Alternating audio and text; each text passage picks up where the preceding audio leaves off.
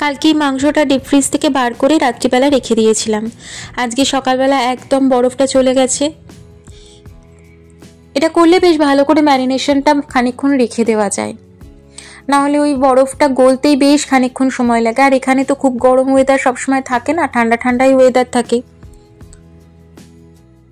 আমি আজকে সকালবেলা ঘুম থেকে উঠেই মাছটা করে নিচ্ছি। ওইটার রেসিপিটা আর আমি দেখালাম না, কারণ অনেকবার আমি আমার চ্যানেলে শেয়ার করেছি। ওই দই মাছ যেমনভাবে করি সেভাবেই করেছি। ওটা প্রায় হয়ে এসেছে, ওটা আগে করে নিলাম কারণ সোমনাথকে ওটা টিফিনেও দিয়ে দিতে পারবো। এরপরে ডালটা বানিয়ে নিচ্ছি। এই দেখো, কালকে রাতে আমি আলু কেটে রেখে দিয়েছিলাম পোস্তর জন্য, আর ডালের জন্য যে সবজিগুলো দেবো ওগুলোও কেটে রেখে দিয়েছিলাম। ওই সবজি কাটতে আমার খুব বিরক্ত লাগে, আমার কেন জানি না সবজি কাটতে একদম ভালো লাগে না। রান্না করতে ঠিক আছে, কিন্তু সবজি কাটতে খুব বিরক্ত লাগে। ডালটা তো জানোই তোমরা, আমি ডালটা কাঁচাই সিদ্ধ করি, নুন দিয়ে সিদ্ধ করে নিই। এদিকে মাছটা আমার রেডি হয়ে গেছে, মাছটা আগে ঢেলে নিই, কারণ ওই একটা কড়াইতেই আমাকে সব রান্নাগুলো করতে হবে, ওই মেজে মেজে মেজে মেজে। আর একটা বড় একটা টাইপের গামলা টাইপের কড়াই আছে, কিন্তু আমার এই কড়াইটাতে হাতে ছ্যাঁকা লাগে না, বেশি ভালো হয়। এই দেখো, ফ্রেশ ধনেপাতা আমার গাছ থেকে তোলা।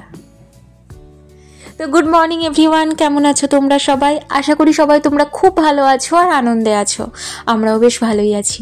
আমি সায়ন্তনী আমার নতুন একটা ব্লগে তোমাদের সবাইকে স্বাগত জানাই। চলো আজকের দিনে গল্পটা তাহলে শুরু করি। আজকে মঙ্গলবার, সকালবেলা থেকে ব্লগটা শুরু করেছি। আজকে রাতেই সোমনাথে কিছু কলিগ আসবে, তার জন্যই কিছু রান্নাবান্না আজকে সকাল থেকে করে নিচ্ছি। ডালটা ফোড়ন দিয়ে তার মধ্যে সবজিগুলো ভেজে নিচ্ছি। ফোড়নের মধ্যে তেজপাতা, শুকনো লঙ্কা দিয়েছি, আর গোটা এলাচ দিয়েছি, আর একটু জিরে দিয়েছি। সবজিগুলো ভেজে নিচ্ছি, এর মধ্যে একটুখানি গাজর আর বিনস দিয়েছি, আর মটরশুঁটিও দেবো। তবে মটরশুঁটিটা তো ফ্রোজেন থাকে, তাই জন্য একটু সিদ্ধ অলরেডি থাকেই, এই সময় আর দেবো না। যদি ফ্রেশ মটরশুঁটি হয় এই সময় দিয়ে দিলেই হয়ে যায়। একটু আদা বাটা, তার সাথে শুকনো মশলা দেব। শুকনো মশলার মধ্যে ধনে জিরে গুঁড়ো আর হলুদ গুঁড়ো, সেটা একটুখানি জলে গুলে দিয়ে দেব। তারপর হালকা করে কষিয়ে নেব। ও হ্যাঁ, টমেটোও দেবো, টমেটোটা দিলে বেশ ভালো লাগে ডালে। আর হালকা করে সব কিছু কষিয়ে নেব, তারপর ডাল দিয়ে ফোটালেই হয়ে যায়। এই ডালটা খেতে সোমনাথ ভীষণ ভালোবাসে, তাই জন্য সবসময় বলে এই ডালটা বানাও। এই ডালটা খেয়েই ভাত দিয়ে ও অফিসে বেরিয়ে যাবে। এই দেখো, এই পর্যায়ে আমি মটরশুঁটিটা দিলাম ফ্রোজেন বলে।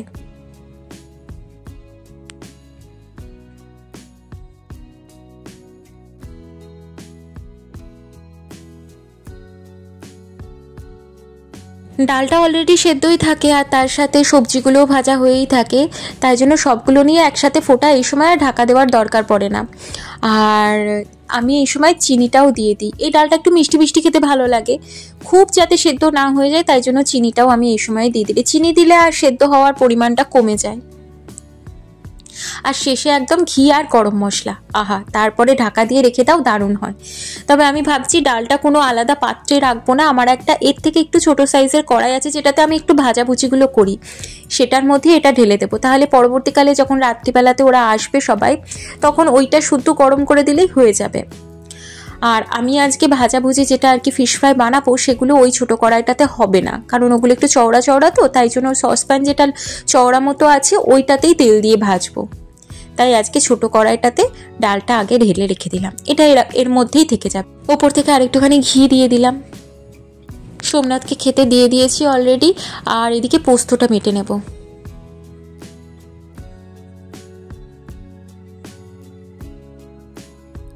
সোমনাথ আজকে অফিসে বেরিয়ে যাওয়ার পরই আমি ব্রেকফাস্টটা করে নিয়েছি। তবে আমি না আজকে ব্রেকফাস্ট কিন্তু ওই রকম বসে আমেজ করে খাইনি। আজকে মনে হচ্ছে সমস্ত কাজকর্ম তাড়াতাড়িভাবে মিটে যাক, তারপরে একদম শেষে একটু রেস্ট নিয়ে নেব। আদা রসুনটা ভালো করে বেটে নেব, একসাথে অনেকটা মাংসর জন্য লাগবে। এই আদা রসুন কাটতেও আমার একদম ভালো লাগে না। আদা তো তাও চলে, ঠিক আছে, রসুন করতে মানে রসুনগুলো ছুলতে আরও বিরক্ত লাগে। তবে এখানকার রসুনগুলো তো মোটা মোটা হয়, তাও তাড়াতাড়ি হয়ে যায়। আমাদের ওখানকার রসুনগুলো তো মানে ছাড়াতে গিয়ে নখে প্রচণ্ড লাগে, আমার একদম ভালো লাগে না। হ্যাঁ, জলের মধ্যে ভিজিয়ে রাখলে ভালো হয়, তাড়াতাড়ি হয়তো ছাড়ানো হয়ে যায়, কিন্তু ওই আর কি, হয়ে ওঠে না করা। মনে থাকে, জানি সবই, কিন্তু হয়ে ওঠে না করা।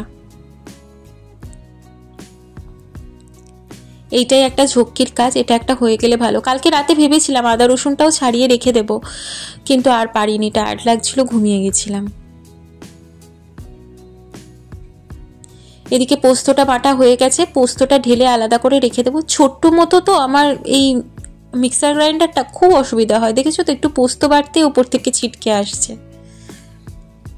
পোস্তটা রেখে দিয়ে ওইটাতেই আবার আদা রসুনটা দিয়ে এবার বেটে নেব।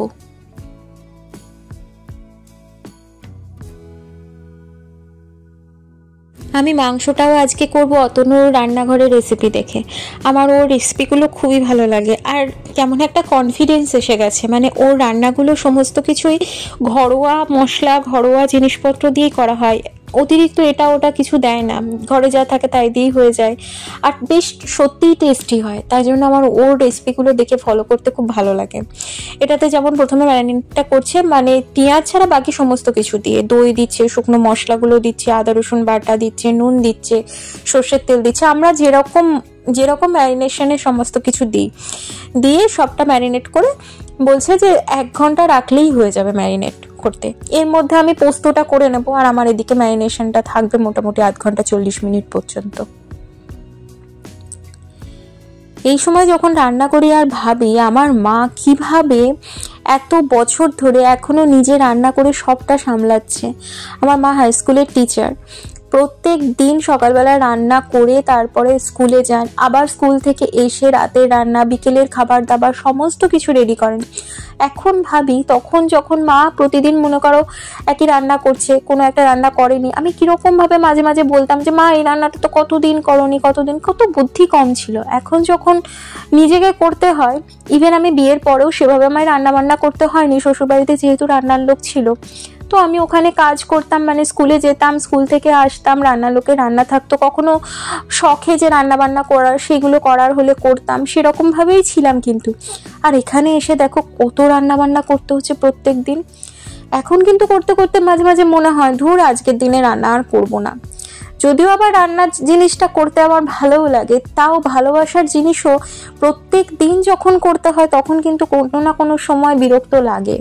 আর সব থেকে বড় কথা, এখানে রান্নার সাথে ওই বাসন মাজা সবটা করতে হয়, তো হাতগুলো না মাঝে মাঝে ঠান্ডাতে পুরো জমে যায়, এত ঠান্ডা লাগে। যতই গরম জল থাকুক, গরম জলটা সবসময় তো ইউজ করা যায় না, গরম জলটা থেকে হাতটা সরালেই ঠান্ডাতে হাতটা পুরো কেঁপে যায়।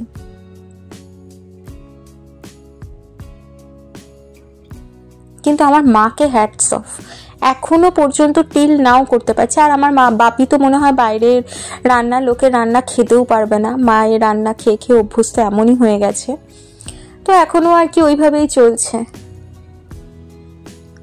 এদিকে আমার পোস্তটাতে আমি আজকে কালো জিরা আর একটু পেঁয়াজ ফোড়ন দিয়েছি, কাঁচা লঙ্কা দিয়েছি। পোস্ততে আমার 5 ফোড়নও ভালো লাগে, তো সবাই খাবে কিনা তাই জন্য আমি আজকে কালো জিরে ফোড়নই দিয়েছি। বেশ শুকিয়ে আসলে উপর থেকে কয়েকটা কাঁচা লঙ্কা দিয়ে দিয়েছি। পোস্তটা বাটার সময় আমি আজকে কাঁচা লঙ্কা দিয়েছি, আর শেষে একদম একটুখানি সর্ষের তেল দিয়ে পুরোটা নাড়িয়ে নিয়ে একটুখানি ঢেকে দেবো। ব্যাস আমার পোস্ত রেডি। পোস্ত করতে বেশিক্ষণ সময় লাগে না, আর আলুগুলো ছোট ছোট করে কেটেছিলাম তো তাড়াতাড়ি সিদ্ধ হয়ে গেছে। জানো তো, পোস্তটা আমি করবো নাই ভেবেছিলাম, আমি বলেছিলাম সবজি দিয়ে ডাল আর তার সাথে একটু আলু ভেজে দেবো, ফ্রেঞ্চ ফ্রাইজের মতো কাঠগুলো কেনাই আছে ওইগুলো ভেজে দেবো, আর তার সাথে চিকেন থাকবে, মাছ থাকবে, চাটনি থাকবে, এরকম। সোমনাথ হঠাৎ করে বলছে তুমি না পোস্তটা একটু করো, মানে ও জানে যে পোস্তটা আমার হাতে ভালো হয়, অন্য কিছু খাবার ভালো হোক না হোক এই পোস্তটা হলে ভালো হয়। তো আমি বলবো আচ্ছা ঠিক আছে, পোস্ত করে দেবো একটুখানি।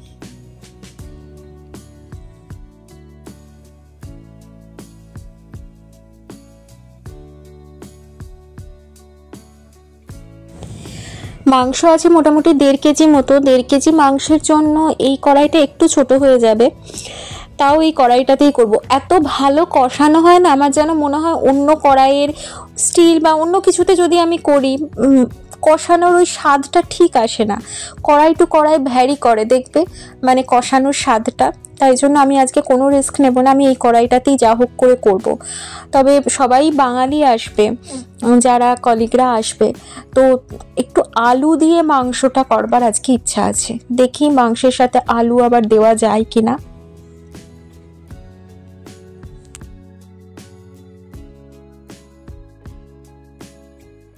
সর্ষের তেল একটু বেশি করেই দেবো, আর সর্ষের তেলের মধ্যে গোটা গরম মশলা ফোড়ন দেব, তেজপাতা, শুকনো লঙ্কা, জিরে, কয়েকটা লবঙ্গ, এলাচ আর দারচিনি। ফোড়নটা দিয়ে একটু নাড়িয়ে নেব, একটা খুব সুন্দর স্মেল আসবে, একটা মিষ্টি স্মেল আসবে। তারপরে অনেকটা পেঁয়াজ দেব। তবে অতনুর রান্নাঘরে পেঁয়াজগুলো আরও ছোট ছোট কুচি কুচি করে কাটতে বলেছিল, আমার আর ধৈর্যে কুলায়নি, তাই জন্য আমি এই পেঁয়াজগুলো এরকম মানে লম্বা লম্বা করেই কেটে দিয়েছি। মানে এটার মধ্যে ওই লম্বা লম্বার মধ্যেও আরও কুচি কুচি করে কাটতে বলেছিল, ওটা তোমরা ফলো করতে পারো। আমি অবাধ্য স্টুডেন্টের মতো আমি যেরকম পেঁয়াজ কেটে মাংস রান্না করি সেই রকমই পেঁয়াজ কেটে দিয়েছি, আর আমি ধৈর্য কুলাইনি ওইগুলোকে আবার কুচো কুচো করার। তো পেঁয়াজটা একটুখানি ভাজার সময় নুন দিয়ে দিতে বলেছিল, আমিও নুন দিয়ে দিয়েছিলাম। নরম হয়ে আসলে, খুব বেশি ভেজে ফেললে হবে না, বলছে যে খুব বেশি ভেজে ফেলে বেরেস্তার মতো করলে ওটা তেতো স্বাদ চলে আসে, ওটা যেন না হয়। ওটার আগে আদা রসুন বাটাটা দিয়ে দিতে হবে। নরম হয়ে আসলে পেঁয়াজটা আদা রসুন বাটা দিয়ে আবার বেশ খানিক্ষণ কষিয়ে নিতে হবে ঢাকা দিয়ে। এরপর আদা রসুন বাটার কাঁচা গন্ধটা পুরোটা চলে যাওয়ার পর শুকনো মশলাগুলো পরপর দিতে হবে, যার মধ্যে হলুদ গুঁড়ো, ধনে গুঁড়ো, জিরে গুঁড়ো আর কাশ্মীরি রেড মির্চ পাউডার 2 চামচ। মানে যতগুলো হলুদ গুঁড়ো, জিরে গুঁড়ো, ধনে গুঁড়ো 1 চামচ, বাকি কাশ্মীরি রেড মির্চ পাউডারটা 2 চামচ, ভালো কালারের জন্য। দিয়ে এই সময় জল দিতে বারণ করছে। ওই সমস্ত মশলা আর কাশ্মীরি রেড মির্চ পাউডার সব কিছুর সাথে মিশে একটা সুন্দর একটা কালার দেবে, কষে কষে একটা সুন্দর তেলও বেরিয়ে আসবে, কালারও দেবে। তারপরে এটাতে জল দিতে হবে বা টমেটো দিতে হবে। এই সময় টমেটোও দিতে বারণ করেছে। আর হ্যাঁ, কাঁচা লঙ্কা বাটা দিয়েছিল, যদি বেশি ঝাল হয়ে যায় তাই জন্য আমি কাঁচা লঙ্কা 2টো কাঁচা লঙ্কা জাস্ট এমনি ভেঙেই দিয়ে দিয়েছি, বেটে আর দিইনি। বেশ দেখো উপর থেকে তেল ছেড়ে ছেড়ে এসেছে, খুব সুন্দর, সত্যিই খুব সুন্দর কালার এসেছে। এই পর্যায়ে আমি টমেটো দিয়ে দেবো। আর তবে টমেটোটা ওইখানে রেসিপিতে অনেকটা বেশি দিয়েছিল, আমি না টমেটোটা হাফ টমেটো বাটা দিয়েছি, কারণ আমার যেন মনে হলো তো দইও তো দিয়েছি, দইটাও তো টক দই, আবার টমেটো কত বেশি টক হয়ে যাবে অতটা যদি না নেওয়া যায়, তাই জন্য আমি অল্প করে টমেটো বাটা দিয়েছি। টমেটো বাটা দিয়ে বেশ খানিক্ষণ কষিয়ে দিলে খুব সুন্দর একটা কালার এসেছে, আর ওপর থেকে তেলও ছেড়ে এসেছে। এই পর্যায়ে আমি গরম জল দেব। গরম জল দিয়েও আবার বেশ খানিক্ষণ কষিয়ে নিতে হবে, যতক্ষণ না উপর থেকে আবার তেল ছেড়ে আসছে।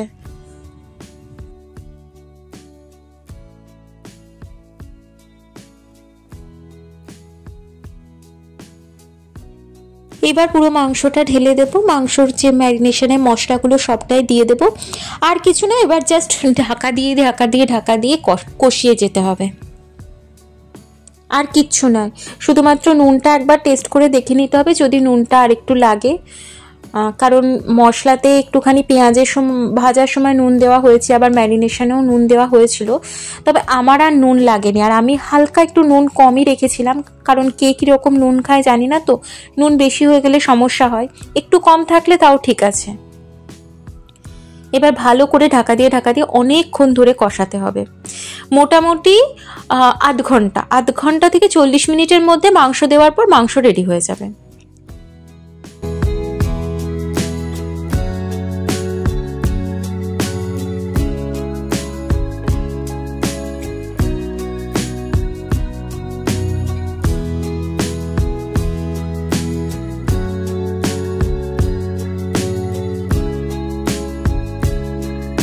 আমি কিন্তু একটুও জল দিইনি, এই মাংসটা সত্যিই ভালো, তাই জন্য মাংস থেকে এতটা জল বেরিয়েছে। এতটুকু জল দিইনি, পুরো রান্নাটাতেই আমি আর জল দিইনি। বেশ অনেকটাই কষে কষে এসেছে, একটুখানি মনে হচ্ছে জায়গা পেয়েছি, তাই জন্য আমি ভাবছি এবার আমি কতগুলো আলু কেটে রেখেছি এর মধ্যে দিয়ে দেব। আলুটা আর ভাজবো না, এর মধ্যেই দিয়ে দেব, এর সাথেই সেদ্ধ হবে, অদ্ভুত ভালো টেস্ট হয় ভেজে দেওয়ার থেকেও।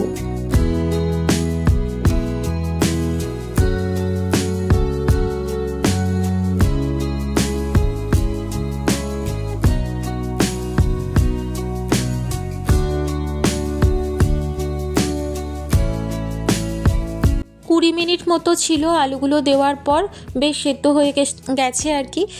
আর এরপরে আবার ঢাকা দিয়ে খানিকক্ষণ রেখে দেবো, ওতে আরও ভাপে ভাপে সুন্দর সেদ্ধ হয়ে যাবে। এর বেশি আগে একদম প্রথম থেকে আলুটা দিয়ে দিলে আলুটা না পুরো গলে যায়, এটাতে বেশ সুন্দর সেদ্ধও হবে, অথচ মোটামুটি গোটা গোটাই থাকবে।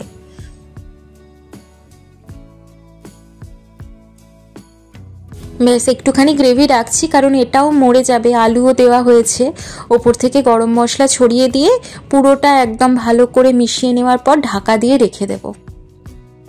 ভীষণ সুন্দর একটা কালার এসছে, আমি ফুললি স্যাটিসফাইড। আমি আজকে পুরোপুরি অতনুর রান্নাঘরের রেসিপি থেকে ফলো করে করেছি আর প্রথমবার বানিয়েছি।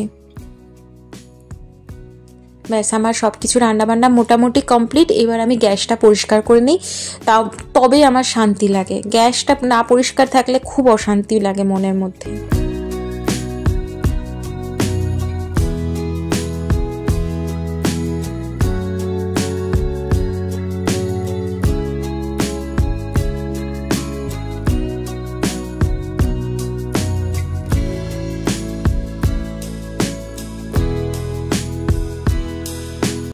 ও হ্যাঁ, কাসুন্দিটাও তো বানিয়ে রাখতে হবে, কারণ ওই ফিশ ফ্রাইয়ের সাথে কাসুন্দি হলে সব থেকে ভালো লাগে খেতে। তাই জন্য আমি একটুখানি বেশ খানিক্ষণ আগে 2-3 ঘন্টা আগে আমি একটুখানি 2 চামচ সাদা সর্ষে 1 চামচ কালো সর্ষে ভিজিয়ে রেখে দিয়েছিলাম। ওটা ভিজিয়ে রাখলে ওর তেতো ভাবটা চলে যায়।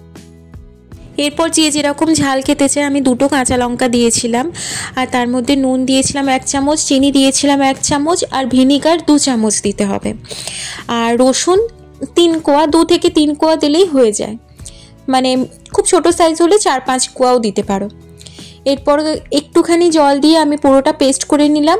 তারপর দেখলাম আর একটুখানি জল দিয়ে পেস্টটা করলে ভালো হয়, কারণ কালো সর্ষে আর সাদা সর্ষের একটু দানাগুলো রয়ে গেছে, আর ঘনত্বটা আর একটু পাতলা হলেও ভালো হয়। তাই জন্য আর একটুখানি জল দিয়ে আমি পেস্টটা করে নেওয়ার পর তারপর একটা পাত্রে ঢেলে নিয়েছি, আর তার উপর দিয়ে দিয়েছি সর্ষের তেল। এবার এটা ফ্রিজে রেখে দেবো। অবশ্যই তোমরা বাড়িতে এই কাসুন্দিটা বানিয়ে দেখো, ভীষণ ভালো হয়। কারণ আমি ওদের যখন সার্ভ করেছিলাম, ওইগুলো ভিডিও তো করিনি, যেহেতু অফিস কলিগ, ওদের ভিডিওগুলো আমি আর একদমই রাখিনি। তো ওদের যখন আমি সার্ভ করেছিলাম ফিশ ফ্রাইয়ের সাথে, ওরা খেয়ে বলছিল এটা কি বাইরে থেকে কেনা? তো আমি তো একটু ভয় পেয়ে গেছিলাম। তো আমি জিজ্ঞেস করলাম, কেন, খারাপ লাগছে খেতে? বলছে না, এতটাই ভালো লাগছে যে আমার মনে হচ্ছিল জিজ্ঞেস করি যে এখানে তো কোথায় পাওয়া যায়, আমরা তো পাই না, বাইরে কোথা থেকে কেনা, তাহলে সেখান থেকে আমরা কিনবো। আমি তখন বললাম যে না, এরকমভাবে আমি বাড়িতে বানিয়েছি।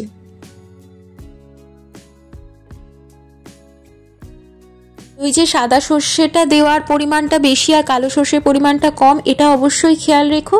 আর 2-3 ঘন্টা আগে থেকে জলে ভিজিয়ে রেখে দিও, তাহলে ওই তেতো ভাবটা পুরো চলে যাবে, কাসুন্দির প্রপার টেস্টটা আসবে। এখন কিন্তু সন্ধ্যে 7:30 মতো বাজে। আমি সব কিছু কাজকর্ম করে একটুখানি শুয়েও নিয়েছিলাম। এখন সোমনাথ অফিস থেকে ফিরছে, ওরা মোটামুটি 8টা নাগাদ আসবে বলেছে। সোমনাথ আগেই চলে আসছে, আর আমিও তাই একটুখানি রেডি হয়ে নিচ্ছি। এরপরে কয়েকটা কাজ আছে, করে নেব।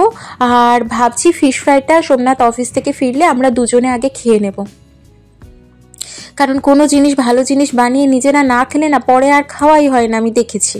তাই জন্য আমি বললাম সোমনাথকে, তুমি যখন তাড়াতাড়ি চলেই আসছো মোটামুটি অফিস থেকে, আমরা এখন একটু আগে ফিশ ফ্রাইটা বানিয়ে খেয়ে নেবো।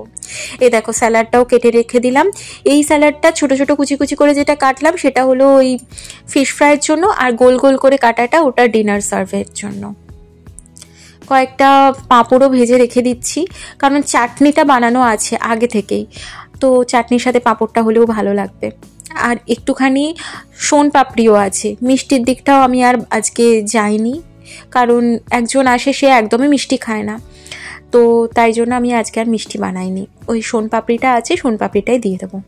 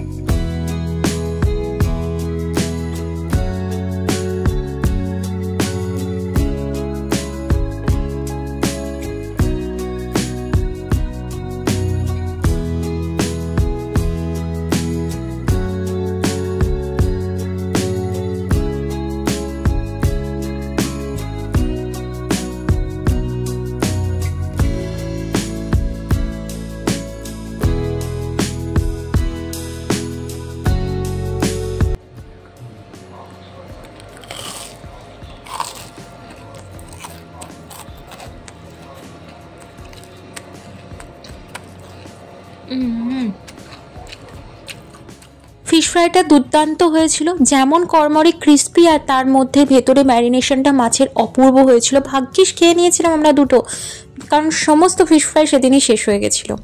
আর এই ডিনার প্লেটটা আমার, তোমাদের জন্য আমি সাজিয়ে দেখালাম, কারণ অন্য ভিডিও তো করিনি। আর তার সাথে ছিল চাটনি আর পাঁপড়। চিকেনটা কিন্তু খুব ভালো হয়েছিল, অবশ্যই রেসিপিটা ট্রাই করো। আজকে ভিডিওটা তাহলে আমি এখানেই শেষ করছি। যদি কিছু ভালো লেগে থাকে ছেড়ে যাওয়ার আগে অবশ্যই চ্যানেলটা সাবস্ক্রাইব করো, লাইক করো আর কমেন্ট করে প্লিজ আমার পাশে থেকো। দেখা হচ্ছে নতুন একটা ভিডিওর সাথে, নতুন একটা দিনের সাথে। ততদিন পর্যন্ত সবাই ভালো থেকো, সুস্থ থেকো। আজ আসি, টাটা।